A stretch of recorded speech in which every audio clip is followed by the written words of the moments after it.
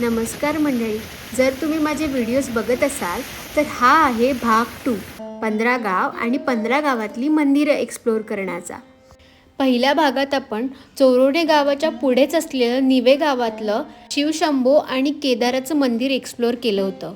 जर तुम्ही ती व्हिडिओ बघितली नसेल तर नक्की जाऊन बघा।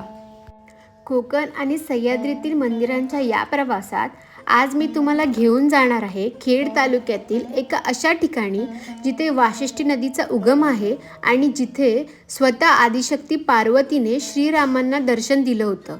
हे ठिकाण म्हणजे चोरोणे गावातील श्री रामवरदायिनी देवीचं मंदिर। रत्नागिरी जिल्ह्यातील खेड तालुक्यात शिवकालीन वासोटा किल्ल्याच्या पायथ्याशी हे मंदिर वसलेलं आहे। या देवीला जिल्ह्यातील जागृत देवतांपैकी एक मानलं जातं आणि शिंदे घराण्याचं हे कुलदैवत आहे। आणि हो, या प्रवासात या आजूबाजूच्या जंगलात झाडी झुडपात तुम्हाला मोर किंवा वन्य प्राणी सुद्धा दिसू शकतात। शिवाय या मंदिराकडे जाताना दिसणारं निसर्गाचं सौंदर्य आणि स्वयंभू नागेश्वराच्या डोंगराचं टोक हे या प्रवासाला अजूनच सुंदर बनवतं। या मंदिराची आख्यायिका आणि या देवीला रामवरदायिनी नाव कसं पडलं हे जाणून घ्यायचं असेल तर व्हिडिओ शेवटपर्यंत बघा।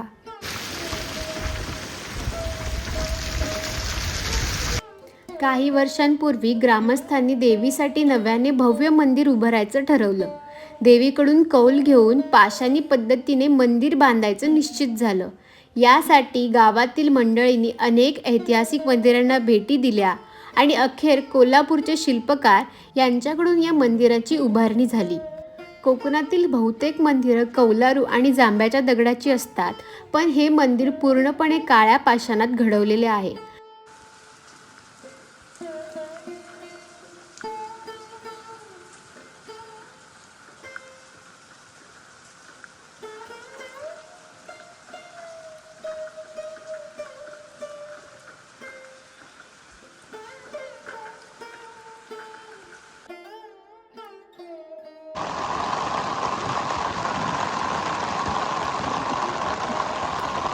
प्रारंगणात सुंदर उद्यान आहे आणि प्रवेशद्वारापासून मंदिरापर्यंत फरशीची एक छोटी वाट केलेली आहे।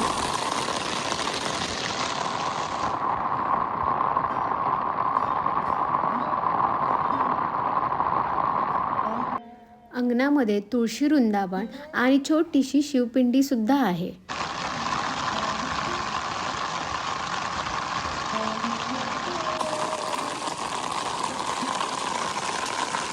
मंदिरात प्रवेश करतात प्रथम दर्शन होतं कासवाचं। शिवाय या मंदिराला 3 गर्भगृह आहेत।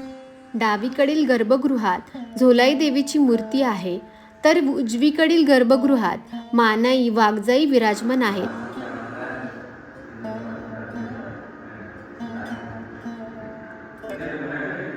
आणि मुख्य गर्भगृहात चांदीच्या मकरात विविध वस्त्र अलंकार आणि अश्वारूढ रामवरदायिनी देवीची मूर्ती आहे।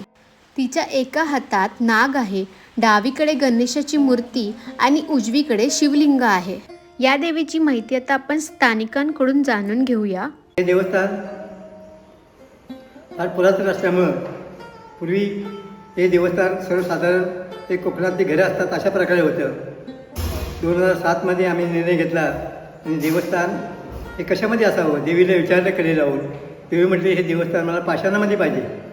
पाषाणाचा दगड कुठं मिळेल तो कोल्हापूरला गेलो आणि कोल्हापूरमधून हे सगळं दगड हे मिस्त्री कोल्हापूरमधून घेऊन आलो। तेव्हा हे काम पूर्ण करायला मला 10 वर्ष लागली आणि त्या 10 वर्षाच्या कालावधीनंतर दररोजच्या वेळेस कर्नाटकमध्ये गेलो। कर्नाटकमधून ह्या मूर्ती 10 घेऊन आलो कर्नाटकमधून। एक सुशोभित अशा मूर्ती कर्नाटक भागामध्ये बनतात तिकडं। आणि नंतर मग आम्ही 17 देवीचा 9 दिवस जीर्णोद्धार केला। प्रतिमेपासून नवमीपर्यंत नवमीला देवीची स्थापना केली आणि त्याच्यानंतर मग सगळं जग माहिती पडलं त्याप्रमाणे लोक इथे बहुत संख्येने यायला लागले। लोकांना अनुभव आला, त्याचा परिचय आला। म्हणून एवढ्या लांबून लोक लहान लहान मुलं घेऊन पावसातून म्हणा उन्हातून म्हणा इथं दिवसाला नाही म्हटलं तर 200 लोक येऊन हजेरी लावतात। मी तर हजेरी रजिस्टर ठेवले आहे की माणूस कुठनं आला, कुठल्या गावचा आला, कुठल्या जिल्ह्याचा आला, त्याची पूर्ण माहिती आम्ही इथे घेतो। त्या ठिकाणी लांबणी येणाऱ्या मंडळीला दुसरी कुठली सोयी नसल्यामुळं, ते दुर्गम भाग असल्यामुळं दुपारच्या वेळेस येणाऱ्या सगळ्या मंडळींना अन्नप्रसादाची म्हणजे महाप्रसादाची व्यवस्था केलेली आहे. विना शुक्ल हा महाप्रसाद आम्ही येणाऱ्या प्रत्येक भक्ताला इथे देतो. अगदी लांबून दूर दरात येणाऱ्या लोकांसुद्धा तर राहण्याचे भक्तनिवास म्हणून बांधलेले आहे. त्या भक्तनिवासमध्ये सुद्धा रात्रीची राहण्याची जेवणाची सोय आम्ही करतो. अशा प्रकारे हे देवस्थान मला वाटतं महाराष्ट्रात नसेल असं म्हणता येणार नाही. पण ज्याप्रमाणे लोकांची इथे ये-जा असते, जशी कोल्हापूरला महालक्ष्मीला असते किंवा तुळजाभवानीला असते, आधी मायाशक्ती रामवर्धानी तेच रूप तुळजाभवानी, त्याच्याप्रमाणे लोकांचा अनुभव आला आणि लोक इथे यायला लागली आणि देवीचा एक उदो होतो. अशा प्रकारे या ठिकाणी आता कार्य चाललेलं आहे. 9 दिवस दसऱ्यामध्ये अगदी मोठ्या भक्तिभावाने ते कार्यक्रम चालतो. सकाळपासून संध्याकाळपर्यंत ह्या परिसरात या जिल्ह्यातली तालुक्यातली अशी कुठली माईलवशील किंवा कुठली स्त्री राहत नाही जिची ओटी भरल्याशिवाय. कारण रात्रंदिवस ती सगळ्यांच्या ध्यानीमध्येच असते, कारण तिचं स्मरणच करतात. त्याच्यामुळं त्यांची आठवण सगळ्यांना ती पण ठेवते आणि त्यांची मनोकामना पूर्ण करते. अशा प्रकारे रामवर्धन देवस्थानचं एक ख्याती आहे आणि एक प्रसिद्धी आहे. आणि ज्या लोकांनी अजूनपर्यंत पाहिलं नाही त्यांनी केव्हा पण येऊन पाहावं, बघावं. हे जे राजमुद्रा आहे, हां, आम्ही शिंदे शेषवंशी आणि रामवर्धानी म्हणजे पार्वती ही शेषवंशाजवळच आहे आमच्याजवळ. आम्ही तर साक्षात एक म्हणून या ठिकाणी राजमुद्रा म्हणून लावलेली आहे. तर देवीचा इतिहास या ठिकाणी आम्ही कुठून आलो, कसं आलो, इनाम आम्हाला कसं मिळालं, त्याचंसुद्धा आम्ही या ठिकाणी एक राजपत्र घोषित केलेलं आहे, तामपत्र. अशा प्रकारे हे देवस्थानचं एक फार मोठं वैशिष्ट्य आहे. आणि ही जी नाणी आहेत ती कशी आली? पुरातन काळाची. हां, जवळजवळ पुरातन काळाची पोर्तुगालपासून आमच्याजवळ आतापर्यंतची जवळजवळ त्यावेळेचा शासक होता, त्या शासकाच्या नावासहित त्यांचे त्यावेळेचे चरण या ठिकाणी आम्ही लावलेलं आहे. आणि हे आमच्या देवीच्या खजिन्यामध्ये ह्या सगळ्या वस्तू मिळाल्या आम्हाला. आणि ती आतमध्ये एक तलवार आहे, हां, ती कशी? तलवार ही भवानीची तलवार आहे. पूर्वीची जुनी होती, आता ते मी बदली करून तिला व्यवस्थित चांगल्या प्रकारे घडवून ती परत ते लावलेली आहे. आणि ते बाहेर एक बनवलंय ना आपण आता छत्र टाकलंय, त्या कोणत्या देवी आहेत? बाहेरच्या परिसरामध्ये देवीच्या उजव्या बाजूला एक तांब्याची 300 किलोची छत्री लावलेली आहे. त्या ठिकाणी एक देवी आहे, गुढाई पाहुणी. आम्ही गुढ्यातून आलो त्याबरोबर देवीच्या बरोबर एक देवी आली, तिचं नाव गुढाई पाहुणी. पण त्या देवीला मंदिर एका रात्रीच बांधून पाहिजे, आम्ही ते बांधू शकलो नाही.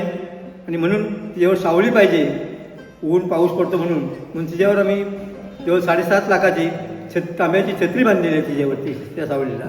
आणि ज्या बाकीच्या 2 अशा छोट्या मूर्त्या आहेत दगडाच्या, त्या जुन्या मूर्त्या आहेत ना? हां, जुन्या मूर्त्यासुद्धा आम्ही पाण्यामध्ये विसर्जन नाही केल्या. त्या मुसळच्या मूर्ती जपून ठेवून पाठीमागच्या भागामध्ये व्यवस्थित ते पाण्यात भिजणार नाहीत, उन्हात तापणार नाहीत, अशा प्रकारे त्यांची व्यवस्था केलेली आहे.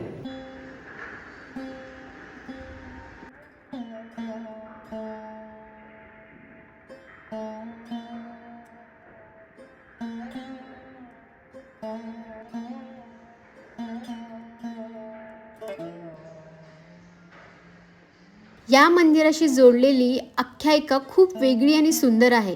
रावणाने सीतेचं हरण केल्यानंतर श्रीराम व्याकुळ होऊन तिचा शोध घेत होते. त्यावेळी माता पार्वतीने ठरवलं की श्रीरामांची परीक्षा घ्यायची. ती वाशिष्ठी नदीच्या उगमाजवळ येऊन सीतेचं रूप घेऊन बसली. श्रीराम सीतेचा शोध घेत इथे आले आणि पाहता क्षणी त्यांनी ओळखलं की समोर सीता नसून प्रत्यक्ष जगतजननी पार्वती आहे. आपली आई भेटल्याच्या आनंदात श्रीरामांनी तिचे पाय धरले. पार्वतीलाही श्रीरामांच्या या अगाध शक्तीची प्रतीची आली. तेव्हा श्रीरामांनी तिला विनंती केली की भक्तांच्या उदरासाठी तिने इथेच वास्तव्य करावं. पार्वतीने ही विनंती मान्य केली आणि आशीर्वाद दिला. तेव्हापासून ही देवी इथेच वास्तव्याला आहे आणि म्हणूनच या देवीला नाव पडलं रामवर्धायनी.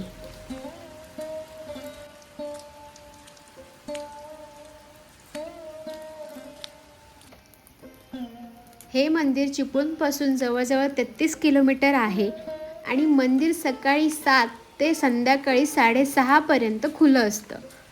आणि हो, माझं ऐकाल तर या मंदिराची आरती तुम्ही एकदा तरी अनुभवलीच पाहिजे. सकाळची आरती ही 9:30 वाजता आणि संध्याकाळची आरती 6 वाजता सुरू होते. आणि मंदिराच्या बाजूलाच एक हनुमंताचं सुद्धा मंदिर आहे, तिथे तुम्ही नक्की जा. तर अशी होती आजची भेट.